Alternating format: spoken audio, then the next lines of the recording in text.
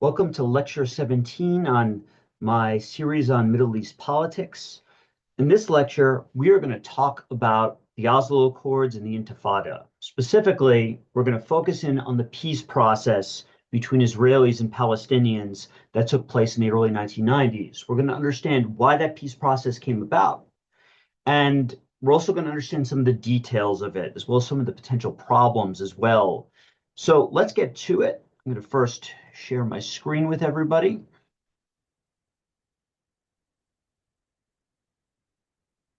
All right, so first we have to kind of talk about what a peace process is. Civil wars as well as interstate wars, that is international conflicts, oftentimes end with a peace process. This is when multiple actors, both state and non-state actors, sit down together at the negotiation table to try to bargain and find solutions. Now, all wars in many ways are just another form of politics. They're part of bargaining. You have different sides with different disputes, but they're using violence to try to solve it. So the idea of the peace process is to get the different actors involved to the table to negotiate. And this is often helped when there is mediation from outside actors. It also helps as well when new factors emerge that put pressure on both sides to come closer together instead of coming farther apart, right? And so we're going to discuss the factors that are going to push both sides of this conflict closer together, at least for a short time period, to negotiate the Oslo Accords. We'll also as well talk about some of the spoilers in the process next lecture in terms of what led to the spoiling of the process, right? Why did it fail? So to do this, to understand why the Oslo Accords emerged, we first have to understand the nature of the Israeli occupation of Palestine after 1967. Furthermore, we also have to be able to identify the causes of a protest movement called the Intifada in the late 1980s. This protest movement is going to lead to international pressure being placed on both the Israelis as well as the Palestinian Liberation Organization to sit down together at the negotiation table and create what are called the Oslo Accords. And that's going to be the final goal of this lecture. So you should be able to identify the reasons for the emergence of the Oslo peace process, why it happened, what it led to, and ultimately, next lecture, you're going to understand why it failed. So first, let's start by discussing the Israeli state. Okay, as you learned in a previous lecture, this is a country that was created in 1948 by the United Nations after World War II. So if you remember, they split the Palestinian Mandate of Great Britain into two countries, Israel and Palestine. And in the aftermath of this, Israel won its war of independence, what the Palestinians know as the Nakba, the Great Catastrophe. And in the aftermath of that, Israel is going to transition into a parliamentary democracy. And in many ways, it's a lot like other parliamentary democracies. It has this elected legislature, which they call parliament. It's known as Knesset in the Hebrew language. And they elect representatives, the Israeli people, to vote on laws for them. And their electoral system works a bit different from America's electoral system. It's what's called a proportional electoral system. People vote for political parties, not individual candidates. And let's say if a political party gets 5% of the vote, well, they'll get 5% of the control of the Knesset, the Israeli parliaments. And if you get 20% of the vote, you will get 20% of the seats. Now, this type of system, it incentivizes the creation of a lot of small parties. All right, there's a lot of parties across the Israeli political spectrum, from the far right to the center to the far left. Now, two of the major parties in this country's history since independence, and this is going to be an important part for our story, are the Labour Party, which is the largest left-wing party, and the Likud Party, the largest right-wing party. Now, the Labour Party is a kind of typical social democratic party. They support a lot of left-wing causes, such as large welfare state, large government control of the economy, whereas the Likud Party, typical right-wing capitalist party on the right, they support more free market policies. Now, in terms of the Israeli-Palestinian conflict, another important element here is that the Labour Party is more likely to want to compromise with Palestinians to reach some type of negotiation. Now, this does not mean that all members of the Labour Party have been very proactive in this regards, and some have been more in support of this than others. Now, the Likud, in contrast, has been, generally speaking, very much against negotiating with the Palestinians, against actually implementing a two-state solution, two states or two peoples, or ending the occupation. So that's what divides Israeli politics. And in more recent history, the last couple of decades, it's really been the Likud that have dominated Israeli politics under Benjamin Netanyahu. So it's a democratic system. And, the way the system works as well, once people elect their legislature, the majority of those legislators, the majority coalition of parties, can then choose a prime minister. And that prime minister then runs the government, chooses a cabinet, and as well can also call snap elections. They could choose to disband parliament any time and call a new set of elections. So it works as a typical parliamentary system does. And one of the things about Israel as well, because you had many wealthy Jews coming from Western Europe that came to Israel during the first half of the 20th century. This led to the investment in a modern economy. Israel quickly industrialized, and with the help as well of a lot of U.S. aid, which now totals about $4 billion a year, they developed into an advanced industrial economy. And we're going to see why this is going to matter for the conflict in a second. And so you can see here today, the average Israeli earns approximately $37,000 or so a year. Very well-developed economy, industrialized and urbanized, highly educated population. So they mass produce, for example, a lot of weapons that a lot of other countries buy. Now, here's the thing. Even though Israel is well-developed economically and is a democracy, in those respects, it can be considered a success story. There is the other side of the coin here, the big problem with the Israeli state, a problem that has existed since 1948 and grew worse in 1967. By 1967, Israel occupied all of the lands of peoples who considered themselves Palestinians, who were mostly Arab Muslims. So while the Israelis were a Jewish state, with many of their settlers coming from either Europe or other parts of the Middle East and North Africa, the Palestinians were mainly Arab Muslims, and they were being occupied. And what did this occupation look like? Well, for one, there were three major territories in Palestine. There was the Gaza Strip, which is located on the border with Egypt on the Mediterranean coast. There is the West Bank, which borders Jordan. It's the largest territory of the Palestinian territories. And then there is the section called East Jerusalem. Okay, this is where all the holy monuments are located, right, for Muslims, Christians, and Jews. All of this was occupied militarily by the Israelis, and the populations consisted mainly of Palestinians in these territories. The Palestinians who lived there, unlike Israelis, could not vote or run for office, right? So they had no say in who got voted into the Knesset. They had no say on Israeli policies, on whether or not the Likud or the Labor or other parties would get voted into power. So the Palestinians were without democracy, living under military occupation. The only Arab Muslims who could vote in the Knesset were Arab Muslims living within Israeli proper. That is, people who are not living in the Gaza Strip, East Jerusalem, or the West Bank, the other territories of this place, right? So those living under Israeli proper could vote, but they only consisted of about 20% of the population, these Arab Muslims. They tend to vote for their own parties. They don't form coalitions with other Israelis. And on top of that, they've been treated as second-class citizens within Israeli proper. In fact, there's been a lot of restrictions on their activity in recent years. So this has really hurt the quality of Israel's democracy. So much like in the United States, for example, with African Americans up until 1964, the Arab Muslims in Israel were not really treated as full citizens here. So they represent about 20% of the population. They're in the majority. The other 80% are Jews.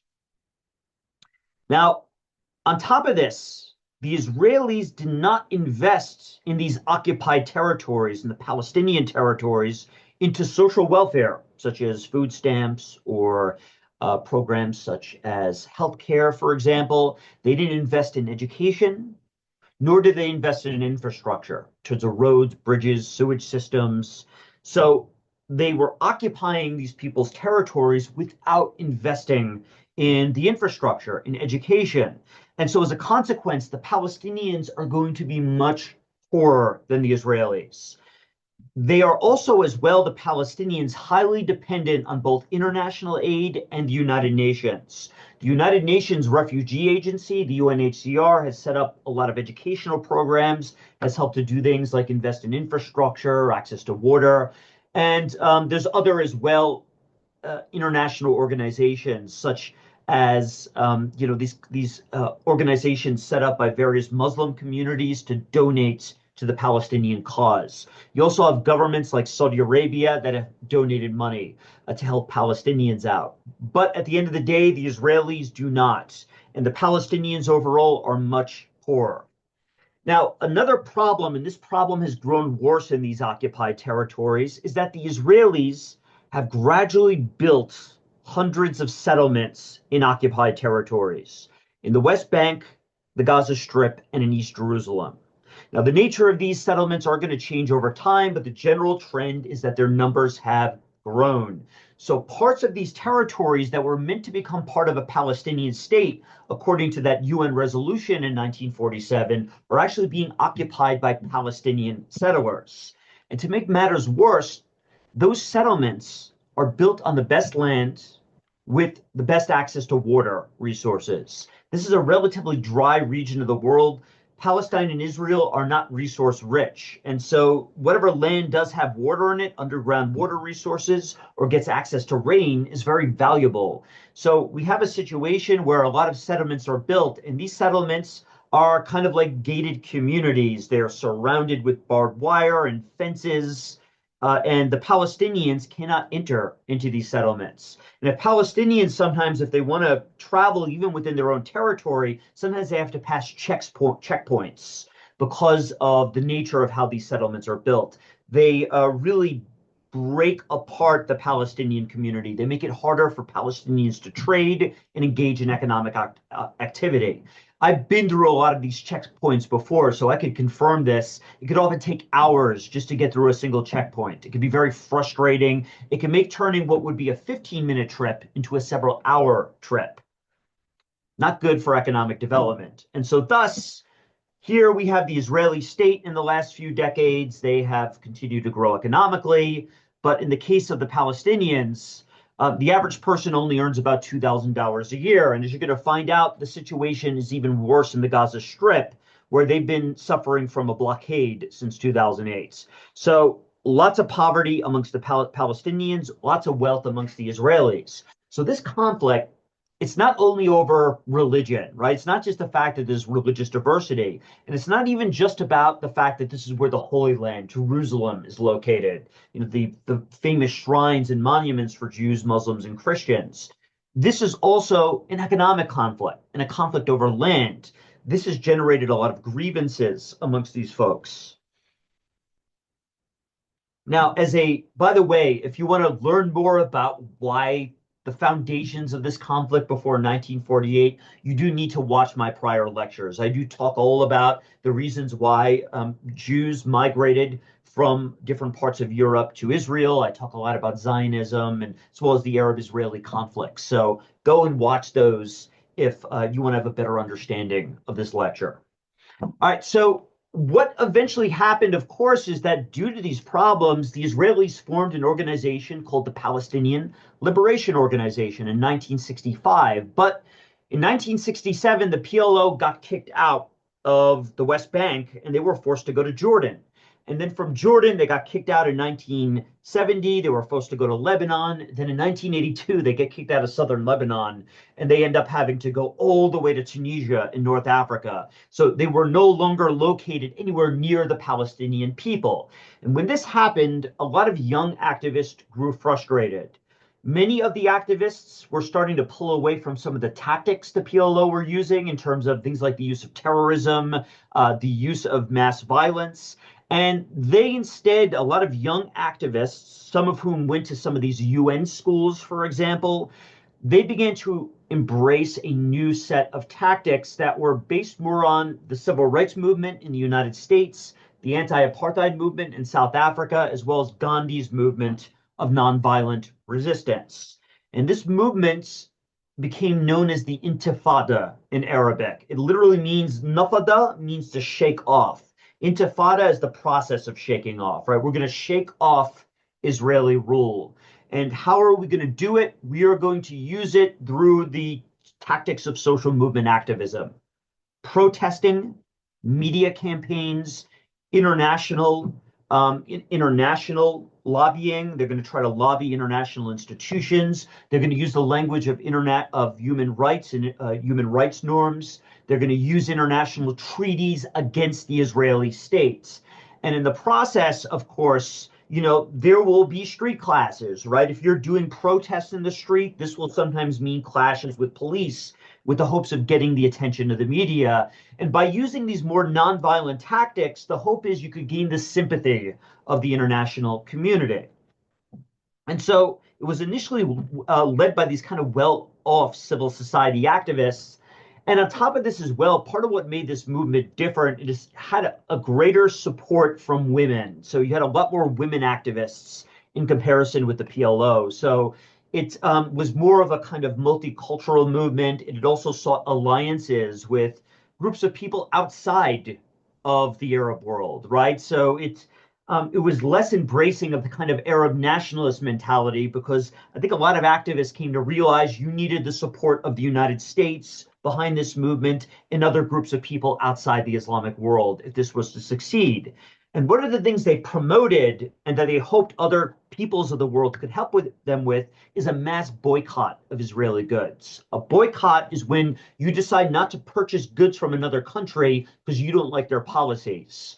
And so they were trying to encourage people to not buy Israeli goods to put economic pressure on the Israeli state. This is what activists were doing, for example, in apartheid South Africa in the 1980s. And eventually that worked. It helped pressure the apartheid regime in South Africa to make reforms and to allow Black individuals to vote. So activists here in Israel were also hoping to use the same strategy. This is also, by the way, why the South African government today has very strong relations with the Palestinians. And in the process as well, they begin to send diplomats to the international community, to the United Nations, to the European Union, as well as to countries like the United States, to try to win over these different groups of people. And of course, through mass protesting, kind of like the civil rights movement, you do sit-ins, you do marches, you try to, you sometimes as well engage in, these kind of starvation campaigns, you refuse to eat. So they started off as peaceful, this Intifada. It started off that way. Now, what started to happen, though, as the protests picked up steam from 1987 to 1988, they started to grow more and more aggressive. Why? Because the Israeli Defense Forces, the IDF, began to crack down on these protests. They began to throw a lot of protesters in prison. They began to engage in street violence with the protesters. And the protesters, in turn, began upping the violence. They began using rock throwing, using Molotov cocktails. Because these protesters were not well funded, they were not like the Palestinian Liberation Organization, who during the Cold War got access to a lot of resources like AK-47s. These protesters had very rudimentary means to confront the Israeli Defense Forces. Rock throwing, Molotov cocktails were used. And so the IDF, their protests, their crackdowns on these protests grew worse. They began arresting thousands of people. Thousands of people got killed as a result or injured. And so over 100,000 people, by the way, were injured because of these protests. And it was captured by the media. And because this was an age of globalization, many other peoples throughout the world, including in the United States, began to start to sympathize with the Palestinian cause. Now, before this, the overwhelming majority of Americans were pro-Israeli. There was very strong historical relations between the Israeli state and the Americans, right? We talked about Christian Zionism in a previous lecture and the various reasons why this was the case. I recommend watching those prior lectures to learn about that. But what started to happen is suddenly more and more Americans, especially young Americans, began to have a very different opinion of this conflict. So tens of thousands of Palestinians were arrested and tortured, and it was caught on camera. This is going to change how the international community views Israel. So, of course, Arab states had for a very long period of time condemned Israel, as had many other Muslim states. But suddenly we start to see even the United States condemn the Israeli state. And the UN Security Council begins to pass resolutions with the backing of America to start to condemn various aspects of the Israeli occupation and how they're dealing with these protests. And this became the symbol of the Intifada, the shaking off. The young men wearing, wearing the kufaya, wearing, Yasser Arafat's headgear here, and shooting, using wrist rockets to shoot rocks. And this is kind of a symbol of David and Goliath here, right? This is from the Bible. David, right, took down the monster Goliath with with a rock. And so here you got these protesters throwing rocks at police officers. It became a way for these protesters to symbolize the disproportionate power they had with the Israelis. Now, I do highly recommend, if you want this to come alive for you, I highly recommend watching this video here. It's real documentary footage from the Intifada. Now, for my students that are watching this, I want you to answer these questions. According to the video, what were the causes of the Intifada? What tactics did Palestinian activists use? And how did the Israelis respond based on what you see in the video? Okay, this is going to help highlight, really what people were watching on their screens across the globe, right? So social movements are really going to become international in this era because of globalization. So I want you to watch the video here. Now, here's the thing, though. A lot of these young liberal protesters, many of them were pro-democracy, pro-liberalism. They were joined by other activists that were often engaging in less peaceful methods and had, I think, a more radical sort of, goal in mind. Well, some of these protesters, some of the members of the Intifada wanted a peace process. They wanted negotiations with the Israelis. Others were seeking to destroy the Israeli state. And of course, the most important example of this is Hamas. Hamas, within its founding doctrine, sought to destroy the Israeli states. So they were not looking for compromise. They were a spoiler in the peace process. They were looking to engage in more systematic violence. And of course, to be fair to Hamas, you had members of the Israeli political system, particularly the Likud party and those far to the right, that also didn't want negotiations or peace with the Palestinians. So we call these people spoilers. So Hamas, it's labeled as Hamas because it's an acronym. Hamas stands for Harakat al-Islamiyya al-Muqawama, or Harakat al-Muqawama al-Islamiyya, the movement of Islamic resistance. So that acronym spells out HMS, Harakat Muqawama al-Islamiyya, Hamas. And as you could tell from the title, it's an Islamist movement. It, of course, if you remember from my prior lecture on this, Islamists believe in Sharia law, the enforcement of Sharia law. They're very different from the PLO, whereas the Palestinian Liberation Organization was a left-wing Arab nationalist movement. They were secular, in favor of, government spending on welfare programs, public sector programs, building public factories. Hamas was a right-wing movement, a far right-wing movement. They believed in enforcing religious law. They believed in enforcing of Islamic law, specifically Sharia, on the population. Now, the basis of this movement, important things that are, why did it gain so much popularity, Islamism, during this time period? Well, after 1967, many Palestinians, as well as other Arabs throughout the Middle East, began to turn away from secular Arab nationalism. The great defeat in 1967, the Nakba, the great loss of Gamal Abdel Nasser and the Egyptians and the Syrians against the Israelis, really turned a lot of people away from Arab nationalism, and they began to turn towards political Islamism and social movements such as the Muslim Brotherhood. The Muslim Brotherhood, for its part, formed in Egypt in 1928 by an activist named Hassan al-Banna. We'll talk more about this organization in a later lecture. And what started to happen is many activists began to join political Islamist organizations that were promoting Sharia law, that were promoting the Islamic faith, and as well as establishing charity networks for the poor. So this was a right-wing social network.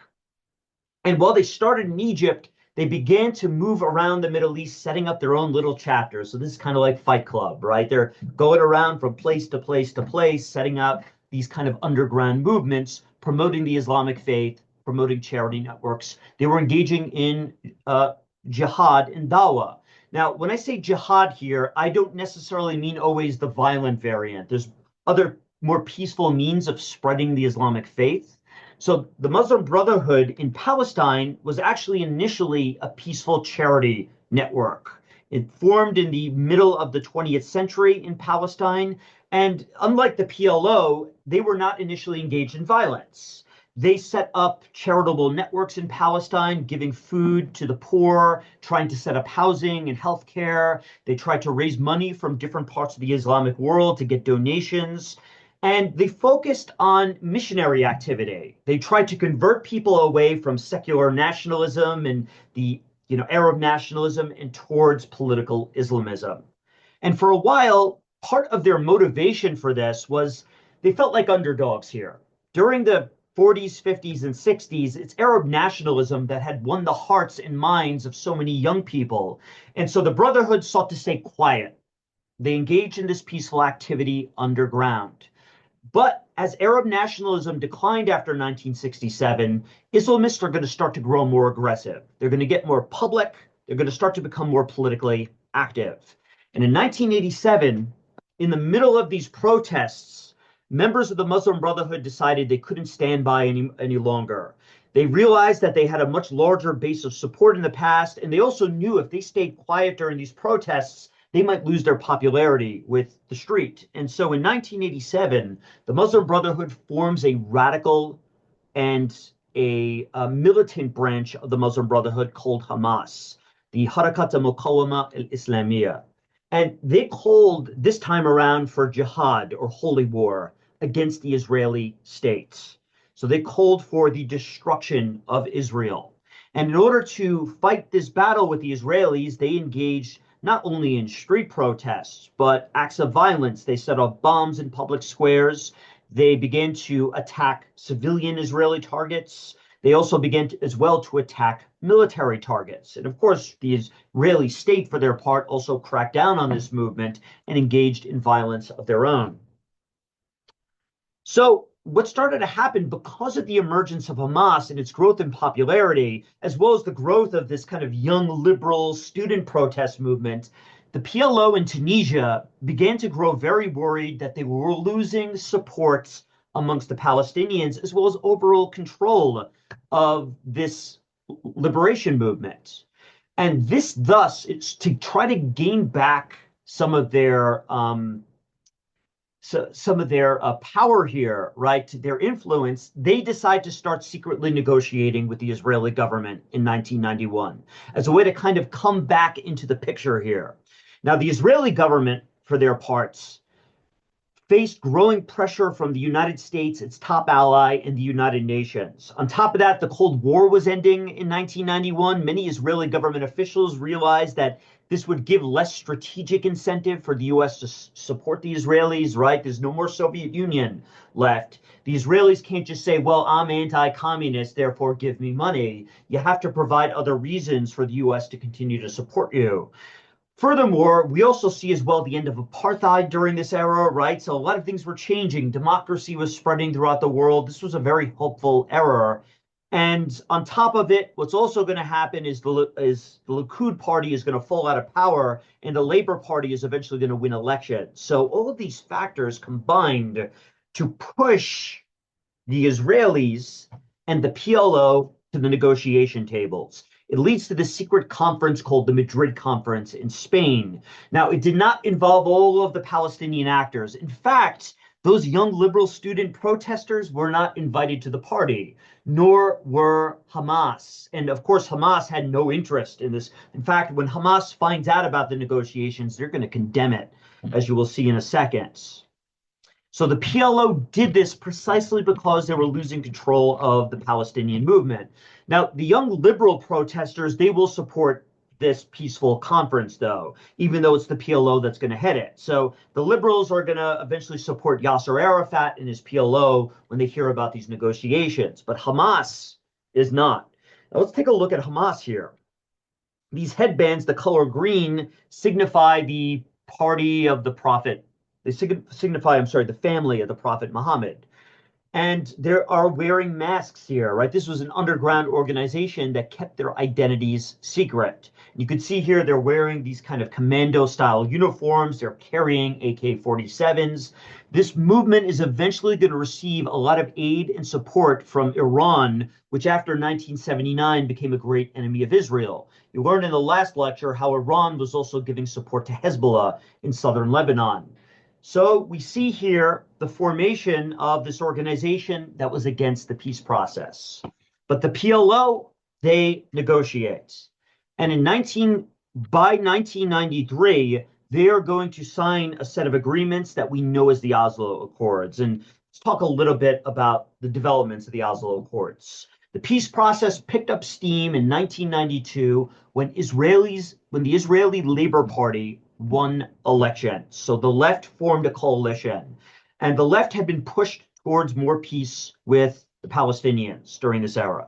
Now, the leader of this party was a man named Yitzhak Rabin, and he's what's called a liberal Zionist. Now, there are different types of Zionists. Some right-wing Zionists do not want a Palestinian state to exist, and they believe in this notion of a greater Israel. They not only want all of the lands of Palestine, but even to expand Israeli territory. In contrast, liberal Zionists, while they do want an Israeli state, also want a two-state solution. They believe in this idea that the Palestinians should have a state of their own, and thus many members of the Labor Party, such as Yitzhak Rabin, supported this. Now, promoting it, by the way, did not come easy. Many members on the right, including the Likud party, were very angry. In fact, many people accuse Likud members like Benjamin Netanyahu of promoting violence against Yitzhak Rabin and the Labor Party and anybody that wanted peace with the Palestinians, just as many accuse Hamas of trying to destroy this peace process. So anyway, because they controlled the government, the Israeli officials were able to meet with the PLO, this time publicly, in 1993 in Oslo in Scandinavia.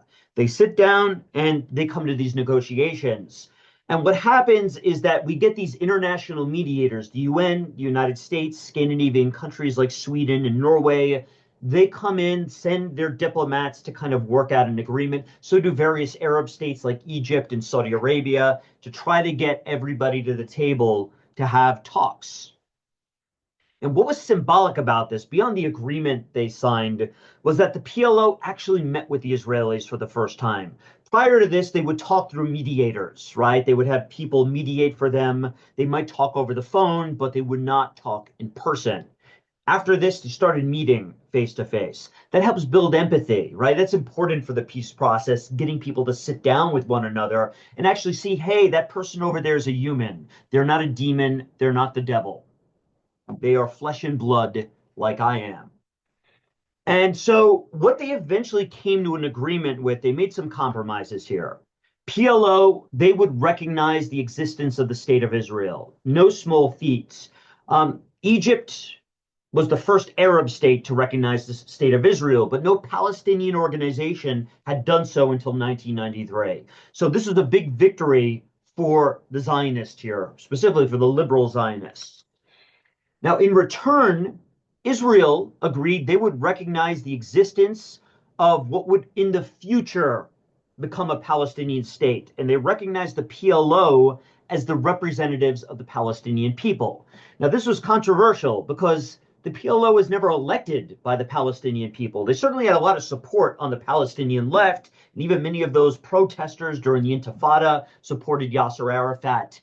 But not everybody supported the PLO, as I showed you with Hamas. Hamas considered the PLO their enemies. Now, what they did is they established a 5-year framework, a 5-year timeline that would eventually in the future lead to a two-state solution. I think there's some confusions about Oslo and what it was. Oslo was not the two-state solution that was created out of this agreement.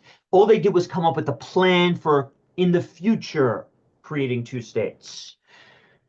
So, number one, they had to work out. So, over the next 5 years, agreed they would talk about the Israeli settlements. The Israelis did not agree to dismantle these settlements. They only agreed to talk about dismantling the settlements. This is a very different thing, right? So, it's easier said than done because a lot of these Israeli settlers are not going to want to leave their lands. Many of them have been living in these settlements since 1948, others since 1967. And so we have a problem here, right? So they only agreed to start talking about this. This is one of the big grievances of the Palestinians, the settlements. The Oslo Accords of 1993 did not address this issue. It only agreed to start talking about it. Now, number two, the right of return of Palestinian refugees. There were hundreds of thousands of refugees living in Jordan, Lebanon, Syria, Egypt, and elsewhere throughout the globe. And so they didn't agree, the Israelis, to allow these refugees to return yet, but they agreed to talk about it. They were open to discussions, okay, with the hope of hammering out an agreement. Number three, the status of Jerusalem. Of course, East Jerusalem contains the great holy monuments, and two of those monuments, the Kubbat al-Sakra, which is the Dome of the Rock, and the Wailing Wall, are located right on top of each other. One is important for Muslims, the other important for Jews. Of course, you can't divide that monument up, right, in half. It's indivisible. So there were all sorts of talks of maybe we turn East Jerusalem into an international city that's run by an international body. Perhaps we divide Jerusalem in half. At the time, Israel's capital wasn't Jerusalem. It was Tel Aviv. And so, there was talks about, okay, what are we going to do with Jerusalem? This Oslo Accords did not establish what to do with Jerusalem, but just that we're going to talk about it. Now, what did get created out of this was a new Palestinian government that would rule over the Palestinians in the West Bank and the Gaza Strip, called the Palestinian Authority. Now, of course, since it didn't end the settlements, there would still be Israeli settlers in what was supposed to become a future Palestinian state. So the Oslo Accords didn't create an independent state for the Palestinians yet. And there still hasn't been an independent Palestinian state created. But what they did create was this governing body called the Palestinian Authority that would rule the internal affairs of the Palestinian people. And naturally, there would be elections, and the PLO would eventually take charge of this governing body led by Yasser Arafat. So he would become the ruling authority of the PA, the Palestinian Authority. So he goes from this rebel leader, this someone who promised to never negotiate with the Israelis to destroy the Israeli state, to suddenly Arafat is sitting down as an older man, negotiating with the Israelis and agreeing to this, and eventually he becomes a political leader ruling over the PA. Now, it's important to note here, though, that the PA was not allowed to create their own military. They were not allowed to control their foreign affairs, and this was not an independent state with sovereignty. So they were hoping that this would be agreed upon in the future. Okay, so we're going to talk about it. We agree we are going to eventually create a two-state solution. But of course, we've got to solve all these issues, right? Because if those settlers are there, if those refugees can't return, if we don't figure out what to do with Jerusalem, we're not going to be able to create two states here. And so the Oslo Accords get signed. On the left, we've got Yitzhak Rabin, okay, this liberal, this member of the Labor Party, this liberal Zionist. On the right here, okay, we've got Yasser Arafat. See here, sporting his kofia here, and he's shaking hands here with his former enemy. And we've got in the middle U.S. President Bill Clinton, who helped negotiate the Oslo Accords. This was seen by many as one of the crowning foreign policy achievements. Okay, and this took several years to hammer out. This was not easy. It started under the first Bush administration and was finalized by the Clinton administration here. Now, there's two other agreements I do need to talk about briefly as well that are going to follow this. So, in the next 5 years or so, they are going to continue to try to negotiate, hammer out other details of this agreement, and even try to make some progress to try to lead the ways eventually to a two-state solution. So, the next agreement came a year later. It's called the 1994 Gaza-Jericho Agreement. So, the Israeli Defense Forces did withdraw from some territory, and even eventually a couple of the settlements will be pulled away. Although, as you're going to find out next lecture, the Israelis are actually going to double the amount of settlements on Palestinian territory during the mid-90s. So it's going to fail the peace process. But there was this 1994 agreement where the IDF did leave some territory, specifically the Gaza Strip and the city of Jericho. Later on as well, they're also going to pull out settlements from the Gaza Strip. So a few pieces of territory were given back to some Palestinians. Furthermore, this agreement agreed on what's called economic integration. In order to try to help out the Palestinians economically, remember, they've been suffering economically for decades, they agreed to start allowing Palestinian guest workers to come to Israel for work. And so thus, many Palestinians took on this opportunity to be able to find jobs in Israeli territory. And the hope was by doing this, you could try to foster some sense of camaraderie between the two sides. The UN as well began to promote these kind of tolerance programs. We have these NGOs that form, such as Seed for Peace, that try to create good relations between Jews and Muslims. So this was an era of a lot of optimism here. They were hoping that through this economic integration, through more trade and more cross-border movement, there would be less hatred on both sides. Now, it is important to note, though, that this would be an economic integration controlled by the Israelis. A series of checkpoints were established where Palestinians would have to pass through those checkpoints if they wanted to enter Israeli territory. And you would often have to wait online for hours before you could cross over these checkpoints to get to work. Very frustrating process for many Palestinians. So it's the Israelis that controlled customs. And in many cases, these IDF forces, they were not as liberal as Yitzhak Rabin, right, in the Labor Party. A lot of these soldiers were very far to the right and treated a lot of these Palestinian workers in a very poor way. So this is going to hamper much of the peace process. But Palestinians would be able to work in Israeli-controlled areas, right? This is a big development. Many Palestinians in the process are going to learn Hebrew, right, in order to be able to work in these areas. So you're going to start to see some individuals interacting more with these Jewish folks. And, this is not the first time Jews and Muslims have interacted in this way. Prior to the start of the Israeli-Palestinian conflict in the 1920s and 30s, there was a long history of Arab Jews living in the region, trading and interacting with Muslims. So the hope was if you could get this interaction back, you could calm tensions down. Now, the last agreement, Oslo II, basically what Oslo II does here is that it works out the territories that would be controlled by the PA, the Palestinian Authority, and the territories that would be controlled by the Israelis. And it did it by dividing Palestine and Israel the occupied Palestinian territories into three new areas. Areas A, B, and C. Okay, Area A was controlled by the Palestinian Authority. So Yasser Arafat, his government, would have control of these areas, and they would be responsible for things like tax collection, the infrastructure, education. They would run the government there. And they would also be responsible for internal policing.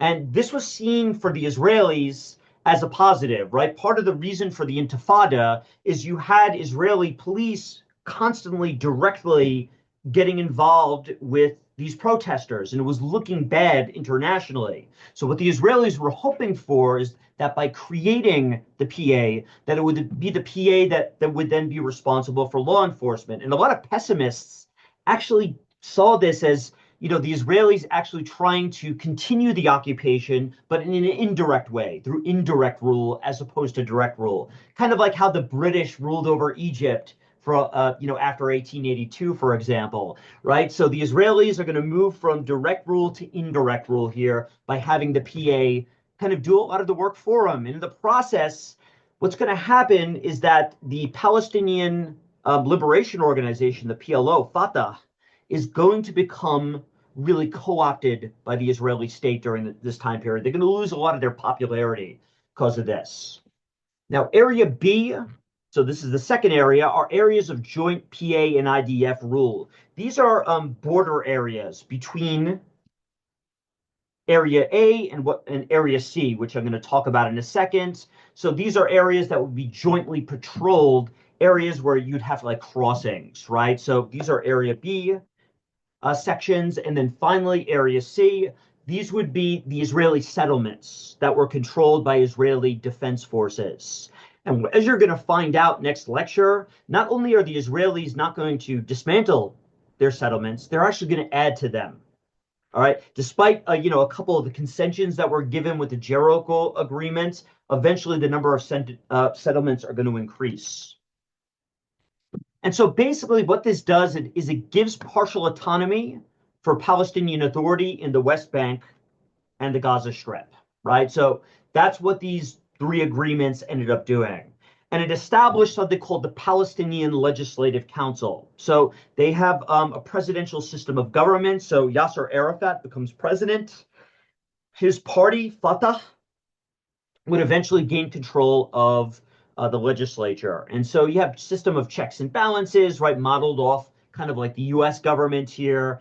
And so thus, there's hope for the future here. So despite all of the flaws that I mentioned with this agreement and a lot of the pessimism, it created hope in the possibility of peace. And it showed that at least in the short term, both sides could come together to get something done. So here we have our legislature created. There were elections. There was so much hope in the early 1990s that this conflict could actually come to an end. And I know it's hard to believe that there was a time period where it looked like peace was possible, but it actually happened. And in 1995, elections were held, right? And so Yasser Arafat, by the way, he won the Nobel Peace Prize, as did Yitzhak Rabin. It was, this kind of amazing moment in world history here. And here, just to show you what the Second Oslo Accords looked like on a map, you had these three sections here. So the green are areas of full Palestinian control. The white is Israeli control. And then we have this kind of light green area. These are the joint areas. And all of these purple areas are the Israeli settlements. Now, you might notice something that is a bit of an issue here in 1995, and that is the fact that the Israelis are still controlling the vast majority of the territory in the Gaza Strip and the West Bank overall, right? And these settlements are actually going to grow. So anyway, foreshadowing, things are not going to work out. So for my students, the questions I want you to ask from this lecture, okay? So other than that video you watched, what do you think were the strengths and weaknesses of the Oslo Accords on their own merit? Forget about what happened in the aftermath. What were the strengths and weaknesses of them? Feel free as well to use the readings you guys had to do, right, for homework, and, come up with your own opinion here. And overall, do you think this could have been an effective framework for solving the conflict in the future, or do you think it was doomed to fail? Okay, so that's it, folks. I'm going to see you all next time. Make sure to check out my next lecture where we talk about how essentially this is going to turn into one big dumpster fire, unfortunately, and it's going to lead to some really horrid human rights abuses. I'll see you all